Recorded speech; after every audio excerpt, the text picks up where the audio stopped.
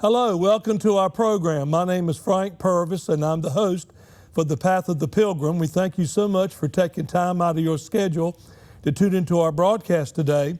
The Path of the Pilgrim airs on WHFL TV 43 on Saturday mornings at 9 a.m., on Monday nights at 8:30. You can catch us on our Facebook page, and also WHFL TV has a YouTube channel. You can subscribe to their channel and watch it there. So whether it is by way of social media or by way of television, however and whenever you watch us, we thank you for doing so. We hope that the message each week is a blessing to you. I draw your attention today to the book of Acts in chapter 27. Our text is verses 10 through 14. We're going to be looking at verses beyond that text, but we're going to read verses 10 through 14 of Acts 27, and I'm reading from the New Living Translation. Paul said, "Men, I believe there is trouble ahead if we go on. Shipwreck, loss of cargo, and danger to our lives as well. But the officer in charge of the prisoners listened more to the ship's captain and the owner than to Paul. And since Fair Havens was an exposed harbor, a poor place to spend the winter, most of the crew wanted to go on to Phoenix, further up the coast of Crete, and spend the winter there. Phoenix was a good harbor with only a southwest and northwest exposure. When a light wind began blowing from the south, the sailors thought that they could make it. So they pulled up in anchor and sailed close to the shore of Crete.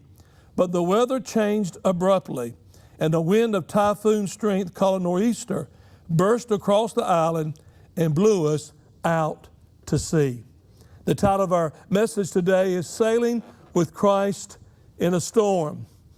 Sailing with Christ in a Storm. Today and next week's program, I'm doing kind of a two-part series looking at the voyage of Paul from Caesarea to Rome, this last voyage of his life at the end of the book of Acts, at the end basically of Paul's life, because in Rome is where he would be in prison and eventually beheaded, as tradition tells us. The background of this text and this whole voyage that he was on, you go back to Acts 21, Paul was arrested in Jerusalem, and the Jewish authorities were going to prosecute him because they thought he blasphemed the temple.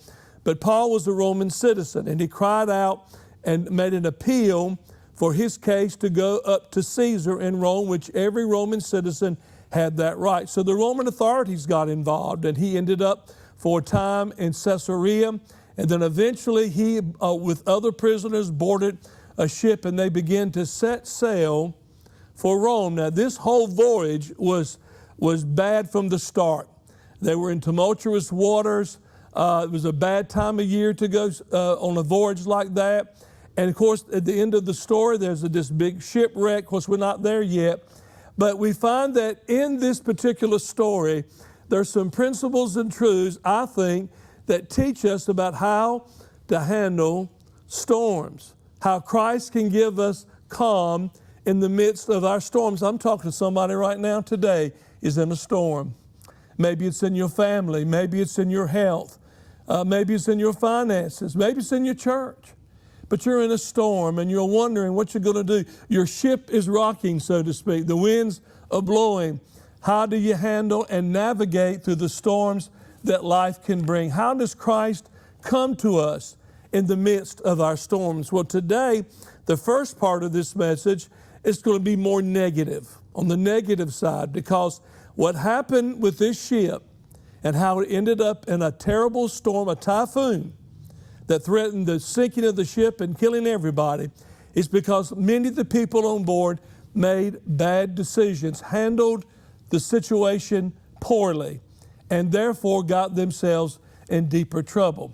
And so instead of looking to God's way, we find they went their own way. And so often in the storms of life, we try to handle it ourselves. We try to fix it ourselves, and in the process can make some poor judgments, some bad decisions. So as we look at the context here on this voyage that Paul is on and consider sailing with Christ in a storm, I want you to see with me four things. First of all, note with me the compulsive way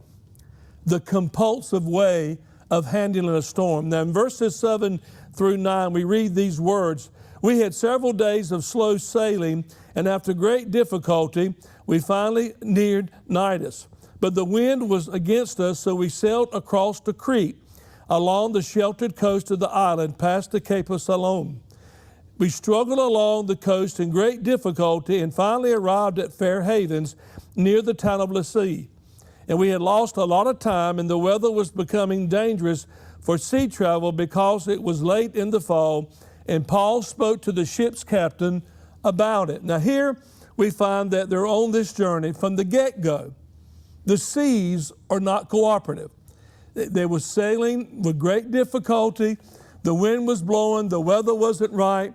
The whole concept of trip was just rocky from the get-go. And they ended up at this harbor called Fair Havens. It wasn't necessarily the best harbor, but there was this inclination that regardless of the weather, regardless of the sea, we're going to continue traveling on. You see, we find that these sailors wanted to get to Rome as quickly as possible. They wanted the voyage over. So let's just keep on going, regardless of conventional wisdom that would tell them this is not a good time to sail. Now, so often in the storms of our life, we get, my friends, compulsive. We find ourselves hurting and broken and wrestling, and we say, oh, I just want to get this over with. And I can appreciate that. When you're hurting and in pain, you want a quick fix. You want it done by tomorrow morning. You want to get beyond this hump that you're in.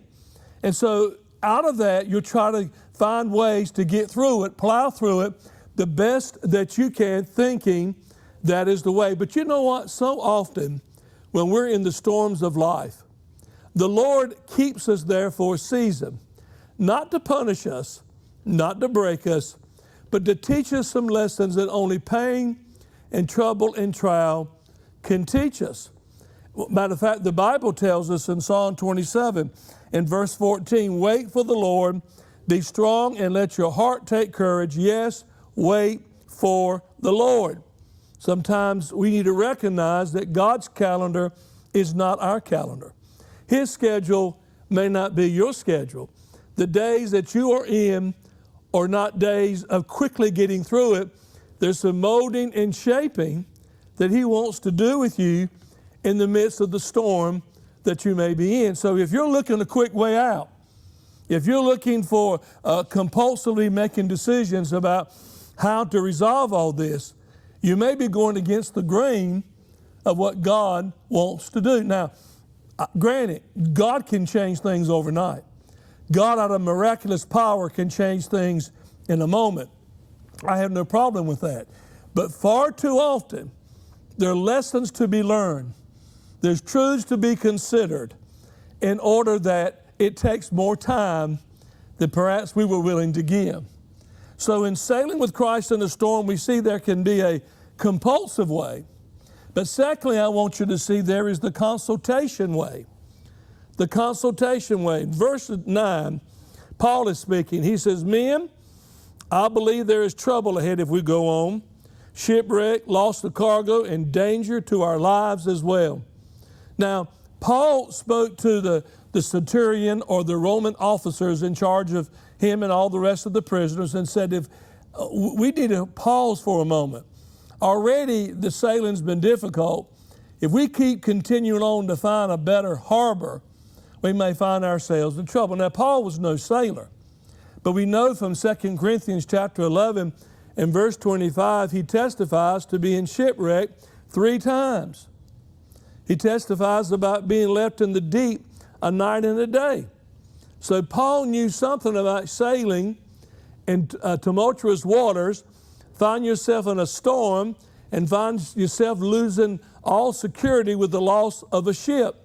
And so he goes and says, hey, you know, we don't need to go at this time, because in verse 9, it says it was late in the fall. Now, other translations talk about it was during the time of the Jewish calendar, the Day of Atonement, which means late September, early October. And so oftentimes commentators tell us that sailors would often store at a harbor for the winter months when the waters would be rougher, and then sail on when springtime comes and so forth. We keep on pushing forward. We're going to find ourselves in trouble. This is not a good time of the year to be sailing such a voyage as we're on. So he sought to advise. But look what happened at verse 11. But the officer in charge of the prisoners listened more to the ship's captain and the owner than to Paul. See, the captain said, oh, we can handle this. We've been here before. We plowed through this before. It's going to be okay. We need to keep on going to get to a better harbor in order that we can maybe winterize there and then go on to Rome.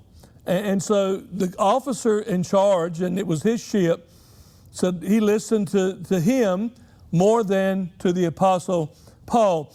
Oftentimes in our storms, we can want and look for consultation. And nothing wrong with asking advice. When you're in a whirlwind, in a storm, and you don't know which way to go, sometimes God can speak to us through godly advice. But the problem is, sometimes if you got 5 friends and you ask 5 people, what would you do in my circumstance? You get 5 different answers. So it's nothing wrong with wanting godly advice to make some better choices, but be careful who you consult. Don't be consulting people who don't know any more than you do. Don't be consulting people who are just going to give an opinion off the cuff and not really understand what you're going through and what's taking place. And so, my friends, I want you to see here that if we want godly advice in a time of a storm, seek out those people, first of all, who are prayed up, who are read up, and they're students of the Bible, and they have a track record of their own life where they have made better choices, that they had made right choices, and they got something to back up what they tell you. That's the kind of consultation we want. And so therefore, my friends, if you need advice, be careful who you ask. Be willing to listen to someone that knows more, has been where you are, and has something to teach you. So sailing with Christ in a storm, we see that they took a compulsive way. We see the consultation way. Thirdly, note with me the comfortable way. The comfortable way, verse 12.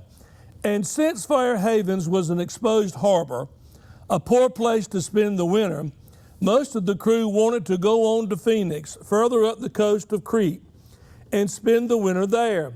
Phoenix was a good harbor with only a southwest and northwest exposure. Now, granted, Phoenix perhaps was a better harbor than Fair Havens, but was it worth the risk of leaving Fair Havens, not the best harbor, to go to one that they preferred when you consider the weather and the condition of the sea? See, so often when you and I are in a storm, what are we looking for? Comfort. You know, it won't comfortable. It won't convenient at Fair Havens, but let's get to Phoenix. We can get there. Let's keep on. We'll get close, stay close to the shore. And that harbor is better. It's a better place to spend time there before we continue on in our journey toward Rome. Friend, so often we think the answer to our storm is comfort. I don't want to hurt anymore. I don't want to have a headache anymore over this. I want this cloud over my head dissipated and away from me. You know, I understand that. That's understandable. That's reasonable. That is very human. But I want you to understand something. God's plan for your life and my life in a storm is not to make us more comfortable, but to make us more Christ-like. And you and I don't know what it will take to make us more like Jesus. And I tell you right now, it's going to probably be a lot of discomfort, a lot of pain, a lot of heartache before we get there. And so ultimately, yes, there's comfort, there's peace, there's tranquility that the Lord will give us.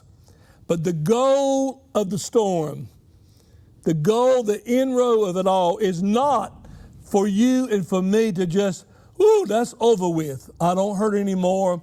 I got that behind me. No, there's deeper lessons to learn. There's more truth to understand. And some things only pain can teach us.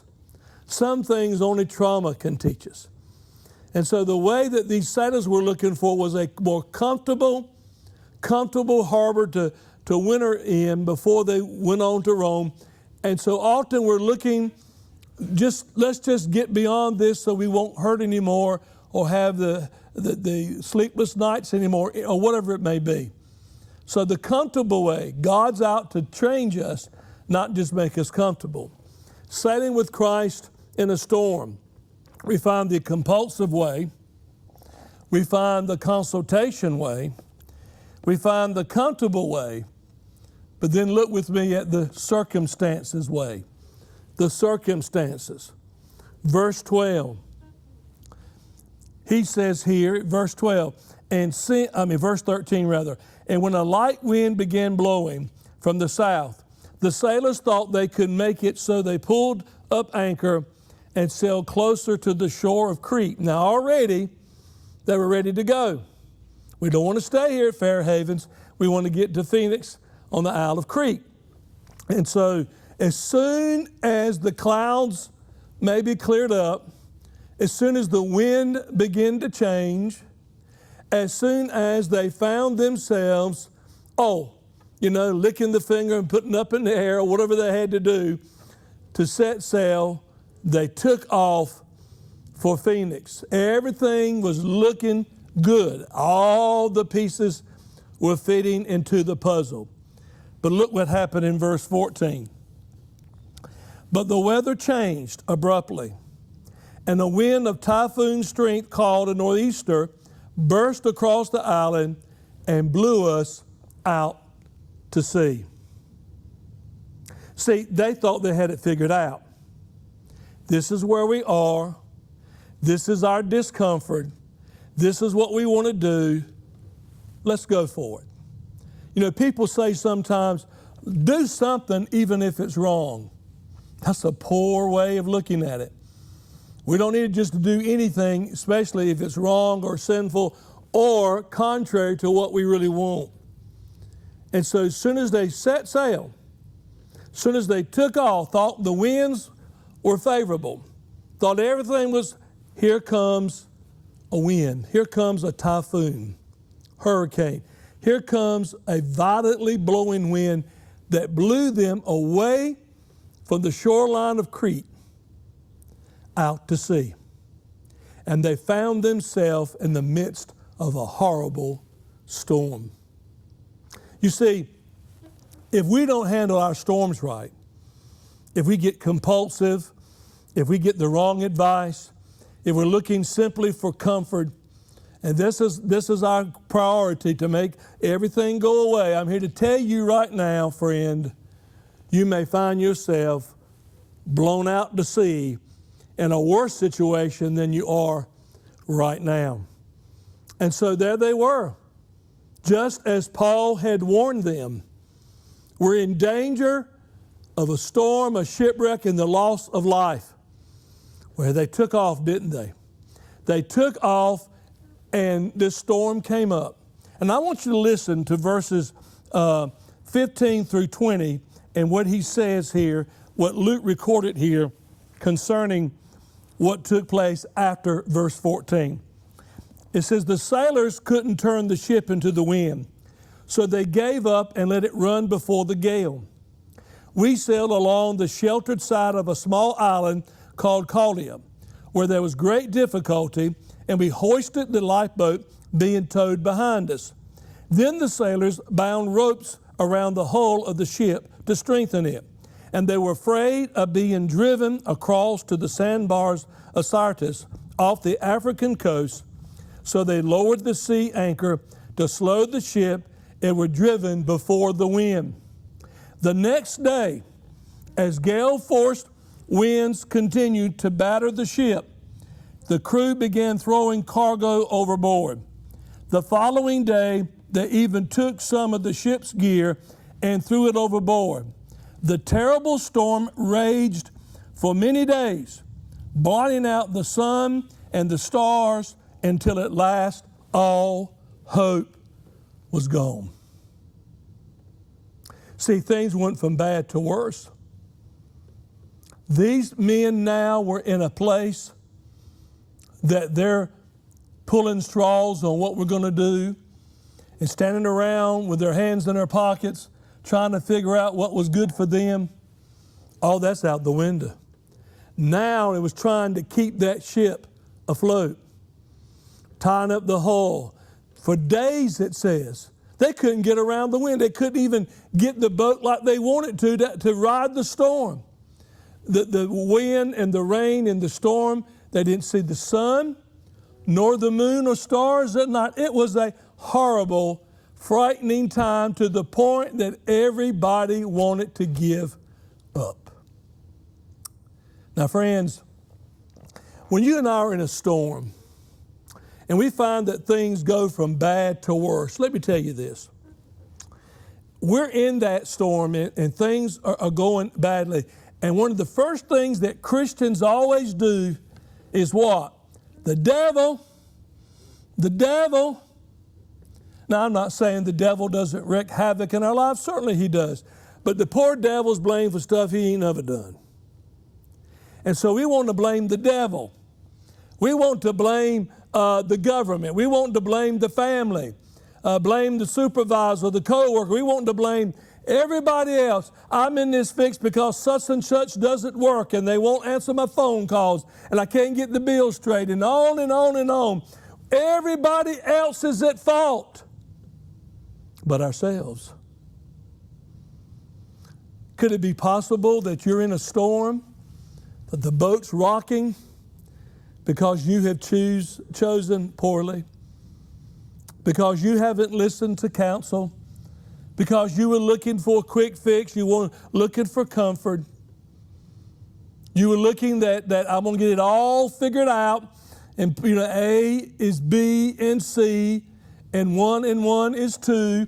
We got it all figured out with our little minds of what needs to be done. And we may find ourselves in a storm greater than ever before by our own choosing, by our own poor decisions. I found that in my life many times. Now, I'm not trying to make you feel, woe is me, I have no hope. If that is the case for anybody at any time, it's a time to own up and say, Lord, I've blown it. Lord, I've blown it. I made the poor choices. I didn't handle that right. I should have went right, but I went left. I was the one, Lord, that out of fear and concern began to take matters in my own hand. I put myself here. The storm comes out of your providence and your sovereignty, but my handling the storm has only compounded all and brought greater aggravation and fearfulness in my life. I told you at the outset, this is the negative part. We often make our own storms because we don't handle life rightly. And we don't, like the people on this ship. The man of God says, don't do this. They didn't listen to the man of God. They went their own way. And friends, when I become foolish and think that Frank knows what is best, that I know what I need to do, I can handle it, I can choose, I. And I find myself sometimes in a place that I scratch my head and wondered, how in the world did it turn out like this? Well, all that's very humbling to us. We recognize now, like the sailors on this boat, like Paul and the prisoners, they were completely dependent on another hand to guide them through this storm. And the same is true for you, friend. You're in a fix right now, maybe. Your boat's rocking, the winds are blowing. You find yourself, you're about ready to capsize it all. You don't know what to do. You can't steer your way clearly through it all, and you're wringing your hand. Yes, all those things are happening and can be real, but I want to tell you, friend, look to Him. Turn to Him. Cry out to Him. Lord, I made a mess out of it. I handled it wrongly. Please, oh Lord, out of your mercy and grace, I plead upon you today to help me get my compass right. Help me get everything right in this storm, that I may know your presence and I may know your power, that I may get back on where I need to be. And in the meantime, as I'm going through all this, Lord, show me what I need to learn. Show me what I need to do in order that I may glorify you and find myself in a better place. So in your storm right now, in your situation right now, who are you listening to? What decisions are you making on a snap way? How is it that you're looking not to feel bad anymore? How is it that you think, you think you've got this figured out and you've jumped off the cliff right into a worse state, and then when you were in? Turn to Jesus, look to Him, ask Him, oh Lord, you see me now, help me. I'm pitiful. I failed you. I failed myself. Get me back on the right path that I may sail through this storm with you and get to the other side where I need to be. Do that, my friend, this day, I pray. Hey, we'll be back next week to continue this story on part 2 and share what God's Word has. Until then, this is Frank Purvis. Thank you for watching. God bless you. Take care, and we'll see you next time.